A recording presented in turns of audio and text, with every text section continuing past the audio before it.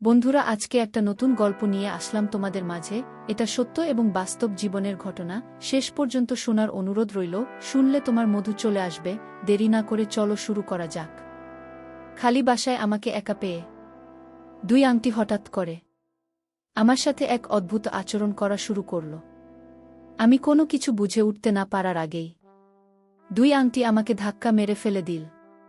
ধাক্কা মেরে ফেলে দিয়ে তারা দুজন আমাকে নিয়ে কেমন জানি করতে শুরু করল। তাদের এমন আচরণ দেখে আমি তো পুরো অবাক হয়ে গেলাম। আমি অবাক হয়ে বললাম, আন্টি, আপনারা আমার সাথে কি করছেন? আমি না আপনার ভাইপো, আমি আপনার ভাইয়ের ছেলে। আন্টি তখন আমাকে বলল, বাবা সীমান্ত, কিছুক্ষণের জন্য ভুলে যাও, আমি তোমার আন্টি আর তুমি আমার ভাইপো। কিছুক্ষণের জন্য আমরা শুধু জাস্ট ফ্রেন্ড। আজকে তুমি আমাদেরকে খুশি করবে। বাবা সীমান্ত, তুমি তো জানো আমরা দুই বান্ধবী স্বামী অনেক দিন ধরে বিদেশ থাকে। আমরা অনেক দিনের ক্ষুধার্ত। প্লিজ সীমান্ত, আজকে তুমি আমাদেরকে একটু খুশি করো না। আমি বললাম, আন্টি আপনি কি বলছেন এসব? তারপর আন্টি আমাকে বলল, চুপ থাকবে এটা এখন, আমি তোকে যা বলছি তাই কর। আজকে তোকে এখানে নিয়ে এসেছি আমাদেরকে তুই শান্ত করার জন্য। আজকে তুই আমাদেরকে খুব ভালো করে শান্ত করবে, আর তা না হলে তোর অবস্থা খুব খারাপ করে ফেলব। আমি আন্টির কথা শুনে খুব ভয় পেয়ে গেলাম। তারপর বাধ্য ছেলের মতো দুই আংটির কথা শুনতে লাগলাম। তারপর দুই আংটি এবং আংটির বান্ধবী মিলে তাদের ইচ্ছা পূরণের জন্য আমার সাথে যা করল তা শুনলে বন্ধুরা তোমাদের মাথা গরম হয়ে যাবে। বন্ধুরা, গল্পটি অনেক অনেক ইন্টারেস্টিং। গল্পটি শোনার জন্য তোমাদের সকলের প্রতি আমার বিশেষ অনুরোধ রইল। বন্ধুরা, তোমাদের নিকট আমার ছোট্ট একটি অনুরোধ, তোমরা দয়া করে আমার চ্যানেলটি সাবস্ক্রাইব করে আমাকে সাপোর্ট করবে। হ্যালো বন্ধুরা, আমি সীমান্ত। আমি 10ম শ্রেণীর একজন ছাত্র। আমি আমার শহরের নামকরা একটি প্রতিষ্ঠানে লেখাপড়া করেছি। আমি দেখতে খুব একটা খারাপ না। আমার চেহারা দেখতে নায়কের মতন। ছেলেবেলা থেকেই আমি অনেক মেয়েদের কাছ থেকে প্রেমের অফার পেয়েছি, কিন্তু আমি এসবে খুব একটা পাত্তা দিতাম না। আমার বাবা একজন প্রাইমারি স্কুলের শিক্ষক ছিলেন। যে টাকা বেতন পেত তা দিয়ে আমার 4 ভাই বোনের পড়ালেখার খরচ চালাতে অনেকটা হিমশিম খেত। আমার বাবার স্বপ্ন আমি পড়ালেখা করে অনেক বড় পদে চাকরি করব। আমি বাবার স্বপ্ন পূরণ করার জন্য খুব মনোযোগ দিয়ে পড়ালেখা করছিলাম, কিন্তু একটি মাত্র ঘটনা যে আমার জীবনটা পুরো ছাই করে দেবে তা কখনো কল্পনাও করতে পারি নাই। আমার বাবার বোন ছিল মোট 3 জন। তারা সবাই আমাকে মোটামুটি অনেক ভালোবাসত। তার মধ্যে আমাকে সবচাইতে বেশি ভালোবাসত আমার বাবার ছোট বোন, মানে আমার ছোট আন্টি। ছোটবেলা থেকেই ছোট আন্টি আমাকে অনেক বেশি ভালোবাসত, একেবারে নিজের ছেলের মতো। আমাকে সব সময় চোখে চোখে রাখতে, মানে আমার কাছে মনে হতো আমার আন্টি বাবা মার চাইতেও বেশি ভালোবাসতেন আমাকে। আমার আন্টির বিয়ে হয়েছে আমাদের বাড়ির পাশের বাড়ি। আমার আঙ্কল অনেক দিন ধরে বিদেশ থাকে, যে কারণে আমার আন্টি সবসময় মানে বেশিরভাগ সময়েই আমাদের বাড়িতে সময় কাটাত। আমার আন্টির অন্য কোনো কাজ নেই, ছেলে মেয়েদের দেখাশোনা করা আর ঘোরাঘুরি করা। আমার ছোট আন্টি প্রয়োজনে অপ্রয়োজনে আমাকে বেশি কাছে ডাকত। কোনো কিছু দরকার পড়লে আমাকে দিয়ে করাত।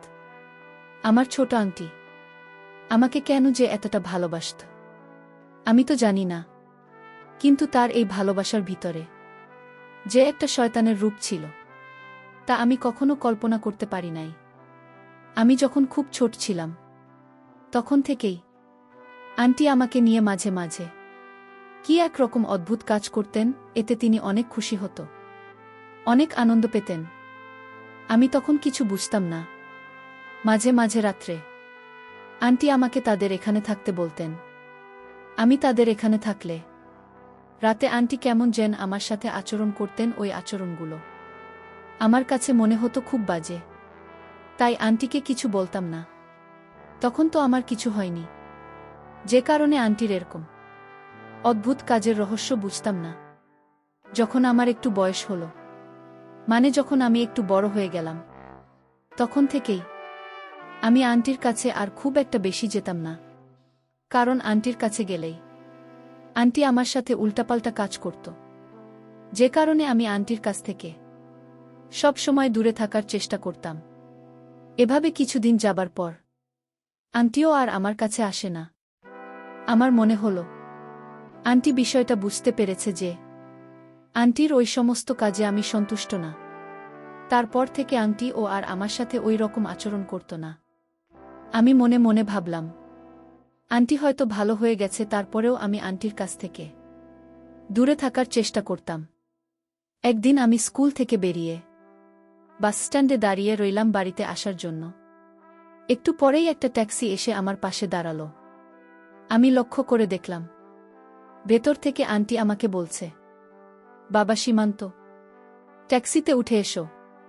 আমি তোমার জন্য ট্যাক্সি নিয়ে এসেছি, তোমাকে নিয়ে আমি এক জায়গায় বেড়াতে যাব। আমি বললাম, কোথায় আন্টি? আন্টি বলল, আগে তুমি ট্যাক্সিতে ওঠো, তারপর সব বলছি। আমি কোনো কিছু না ভেবেই সরল বিশ্বাসে আন্টির কথা ট্যাক্সিতে উঠে পড়লাম। তারপর ট্যাক্সিতে উঠে আমি বললাম, আন্টি আমরা কোথায় যাব? আন্টি বলল, সীমান্ত, আজকে তোমাকে নিয়ে আমি আমার বান্ধবীর বাড়িতে বেড়াতে যাব। একলা একলা যাব তো, তাই আমার কাছে আমি জি লাগছে, তাই ভাবলাম তোমাকে নিয়ে যাব। বাসা থেকে তোমাকে নিয়ে যাব বলে পরিকল্পনা করে এসেছি।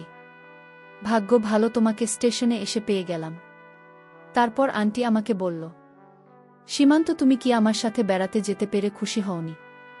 আমি বললাম, না আন্টি, সমস্যা নাই, আমি তোমার সাথে বেড়াতে যেতে পেরে অনেক খুশি, কারণ অনেক দিন ধরে কোথায় যাওয়া হয়নি। ও বন্ধুরা, তোমাদেরকে তো একটা কথা বলাই হয়নি, আমার আন্টির নাম ছিল রিঙ্কি বেগম। আমার আন্টির বয়স 30 কিংবা 35 হবে। তারপরেও আমার আন্টিকে দেখে তেমন বেশি বয়স মনে হতো না। আমার আন্টি 2 মেয়ে 1 ছেলে। তারপরেও আন্টি সবসময় ফিটফাট হয়ে থাকতে পছন্দ করত। আমার আন্টি একেবারে পরিপাটি হয়ে থাকত। কোথাও গেলে সব সময় বিদেশি সেন্ট করে খুব সেজেগুজে বের হতো। আজকেও আন্টি একটা হলুদ রঙের পাতলা শাড়ি পরেছেন। একটা পারফিউমের গন্ধ পেলাম।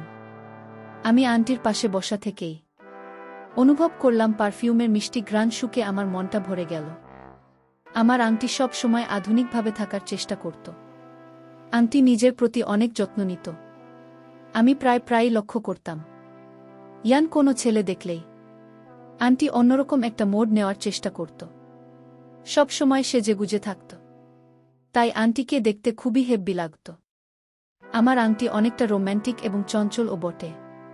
আন্টি নিজের প্রতি অত্যন্ত বেশি যত্ন নিত, যার কারণে উনার বয়স 30-35 হলেও বয়স তেমন একটা মনে হতো না। মনে হতো যেন কোনো একটা রূপসী নায়িকা। অনেকে মুখে শুনেছি আমার আন্টি মাঝে মাঝে নাইট ক্লাবও যেত। আমার আঙ্কল বহুদিন ধরে বিদেশে থাকে, মাঝে মাঝে আসত আর কয়দিন থেকেই চলে যেত। আসলে আঙ্কেল যে কি, আমার মাথা ধরে না। এত সুন্দরী, এত হ্যান্ডসাম একটা বউ রেখে কেউ কি এভাবে বিদেশ পড়ে থাকে? আঙ্কেলের শুধু টাকার নেশা। এদিকে বউ ছেলে মেয়েদের প্রতি তার কোনো খেয়ালই নেই। আর এদিকে আমার আংটিও প্রতিদিনই ওত পেতে বসে থাকত।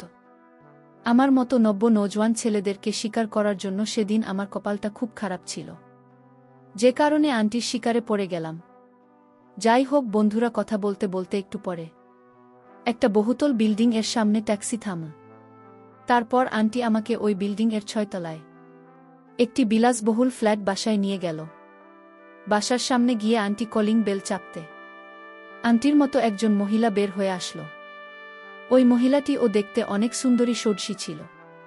ওই মহিলার স্বামী বিদেশ থাকে, আর ওই বাসায় ওই মহিলা একা থাকে। মহিলার ভাষাটা একেবারে পরিষ্কার পরিচ্ছন্ন। তারপর ওই আন্টি আমাকে দেখে বলল, কি রে রিঙ্কি, ওটা কি তোর ভাইপো? আমার আন্টি বলল, হরে জুমেলা। তারপর আন্টির বান্ধবী অর্থাৎ জুমেলা আন্টি বলল, কি রে রিঙ্কি, তোর এই রকম একটা তরতাজা ভাইপো আছে, তাহলে আমাকে তুই আগে বলিসনি কেন? তারপর আন্টি বলল, আরে জুমেলা আর বলিস না, আমার এই ভাইফোঁটা না অনেক লাজুক। যখন থেকে বড় হতে শুরু করল তারপর থেকে আর আমার পাশে আসে না। আজকে তো এখানে জোর করে নিয়ে এসেছি। তারপর জুমেলা আন্টি বলল, ঠিক আছে, ভালোই করেছিস, তোর ভাইপোর জন্য আজকে কি রান্না করবা জিজ্ঞেস করলেন আমার আন্টিকে জুমেলা আন্টি। আমার আন্টি রিঙ্কি বেগম বললেন, তোর যা মন চায় তা রান্না কর। জুমেলা আন্টি বললেন, আচ্ছা ঠিক আছে, তোরা এই ড্রয়িং রুমে বসে টিভি দেখছি আর গল্প কর, আমি রান্না বান্না করে ফ্রেশ হয়ে আসছি। আমরা ড্রয়িং রুমে বসে টিভি দেখতে দেখতে গল্প করতে করতে জুমেলা আন্টি রান্না বান্না করে ফ্রেশ হয়ে চলে আসলেন। তারপর দুই আন্টি মিলে আমাকে নিয়ে গল্প করতে শুরু করলেন। আন্টির বাসায় কি বড় বড় বক্স, মনে হয় জুমেলা আন্টি এবং আমার আন্টিকে নিয়ে বক্সে ছেড়ে মাঝে মাঝে নাচানাচি করেন, কিছুটা বিনোদন করেন। আজকে আমি যাওয়াতে তাদের বিনোদনের পরিমাণ যেন আরও বেশি হয়ে উঠল। তাদেরকে খুব আনন্দিত মনে হল, তারা খুব পুলকিত ছিল। আমিও আবার বক্সের মধ্যে গান ছেড়ে দিলে আমারও খুব নাচানাচি করতে মন চাইত। কিছুক্ষণ পর অ্যান্টি বক্সের মধ্যে গান ছেড়ে দিল, খুব উচ্চস্বরে ডিজে গান বাজাতে শুরু করল। অল্প কিছুক্ষণ পরেই আমি লক্ষ্য করলাম আমার আন্টি এবং জুমেলা আন্টি গানের তালে তালে তারা দুজনেই নাচতে শুরু করল। আমার আন্টি এবং জুমেলা আন্টির নাচের ধরনই ছিল একটু ভিন্ন রকম। তারা একেবারেই খুব বাজেভাবে নাচানাচি করছিল। তাদের এরকম অদ্ভুত নাচানাচি দেখে আমার মনের মধ্যেও উতাল পাতাল ঢেউ উঠতে শুরু করল। আর এদিকে জোরে জোরে বক্স বাজছে, বাহির থেকে কেউ বুঝতেই পারবে না যে ভিতরে কি হচ্ছে। কিছুক্ষণ পর আমি জুমেলা আন্টিকে লক্ষ্য করে দেখলাম তিনি টিভির মধ্যে একটা মেমরি কার্ড ধরলেন এবং মেমরি কার্ড বলে কী রকম এক অদ্ভুত ভিডিও ছেড়ে আমার সাথে নাচানাচি করতে শুরু করলেন। এরকম ধরনের অদ্ভুত ভিডিও দেখে আমার মনের অবস্থা একেবারে খারাপ হয়ে গেল। আর এদিকে আমার সাথে দুইটা রমণী এত চমৎকারভাবে নাচানাচি করছে, মনটাকে কোনোভাবে ধরে রাখতে পারছি না। তখন আমার কাছে মনে হয়েছিল আমি রাজা আর আমার পাশে দুইটা রানী নৃত্য করছে, মনটাকে কোনোভাবেই আটকাতে পারছি না। আর এদিকে জুমেলা আন্টি কী রকম এক অদ্ভুত ভিডিও তার টিভিতে ছেড়ে রেখেছে। বন্ধুরা, এরকম একটা মুহূর্তে একটা নিস্তেজ মানুষও তার মধ্যে তেজে সৃষ্টি হয়ে যাবে। আর তাছাড়াও আমি তো 15-16 বছরের একটা তাগড়া যুবক। বুঝতেই পারছেন বন্ধুরা আমার অবস্থা তখন কি হয়েছিল। বন্ধুরা, আমার অবস্থা তখন এরকমই হয়েছিল। কিছুক্ষণের জন্য আমি ভুলে গিয়েছিলাম কে আন্টি আর কে ভাতিজা।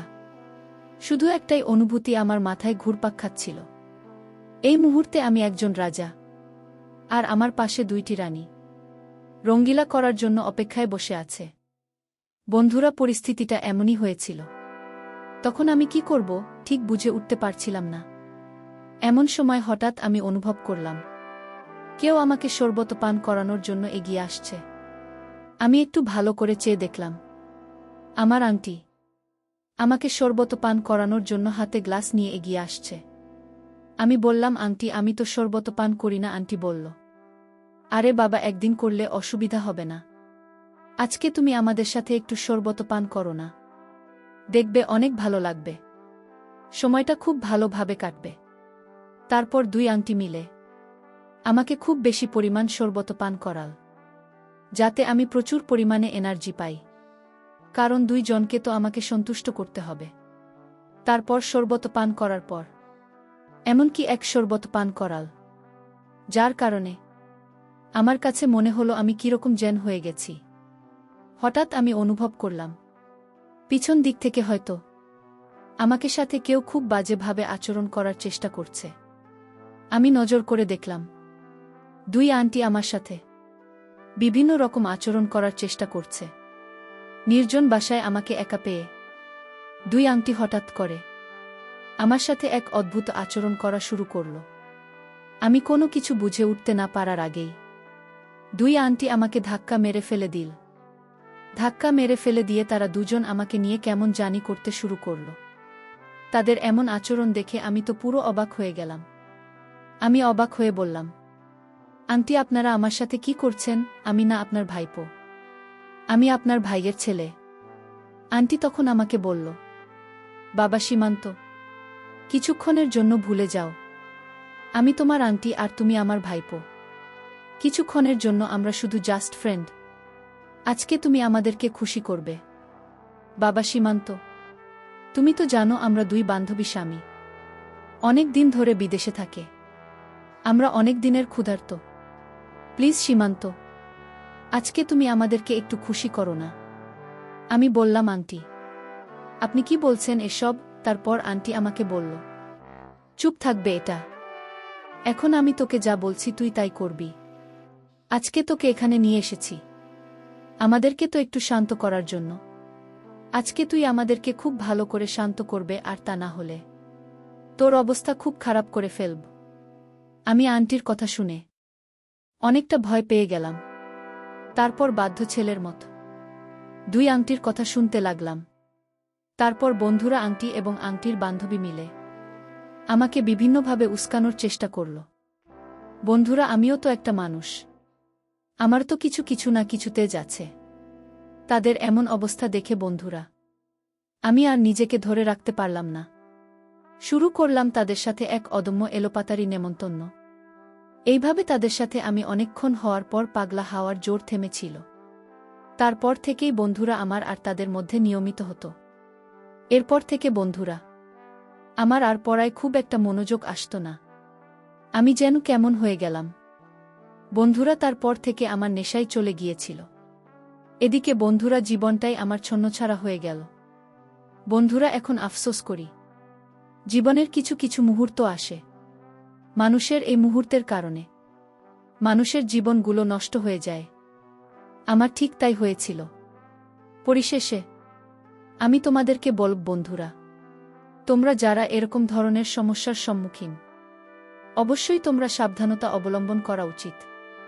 না হলে হয়তো আমার মতো তোমাদের জীবনেও এরকম করুণ পরিণতি হতে পারে। বন্ধুরা, আজকে এই পর্যন্তই। আবারও আসব তোমাদের মধ্যে নতুন কোনো গল্প নিয়ে। গল্পটি যদি তোমাদের ভালো লাগে তাহলে একটি লাইক দাও। আর প্রতিদিন এরকম ধরনের ইন্টারেস্টিং ভিডিও পেতে চাইলে তোমরা দয়া করে আমার চ্যানেলটিকে সাবস্ক্রাইব করো। অবশেষে তোমাদের সকলের সুস্বাস্থ্য কামনা করি। ভিডিওটি দেখার জন্য তোমাদের সকলকে অসংখ্য ধন্যবাদ।